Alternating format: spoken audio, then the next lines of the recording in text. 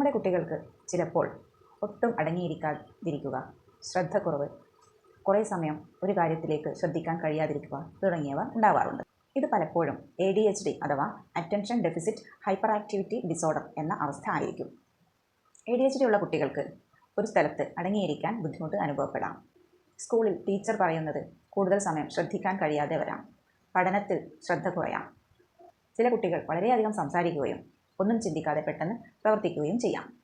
എന്നാൽ ഓർക്കണം, ഇത് കുട്ടിയുടെ ഒരു തെറ്റല്ല, കുട്ടികളുടെ വികസനവുമായി ബന്ധപ്പെട്ട ഒരു അവസ്ഥ മാത്രമാണ്. സാധാരണയായി ഈ അവസ്ഥ ഒരു പരാതിയായി വരുന്നത് കുട്ടി സ്കൂളിൽ പോകാൻ തുടങ്ങുമ്പോഴാണ്.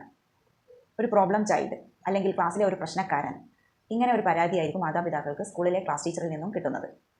കുട്ടി ഒട്ടും അടങ്ങിയിരിക്കില്ല, ക്ലാസ് എടുക്കുമ്പോൾ പോലും ക്ലാസ്സിൽ ഓടി നടക്കുന്നു, മറ്റു കുട്ടികളെയും ശല്യം ചെയ്യുന്നു, ക്ലാസ് എടുക്കാൻ സമ്മതിക്കുന്നില്ല, ശ്രദ്ധിക്കുന്നില്ല തുടങ്ങിയ പരാതികളായിരിക്കും.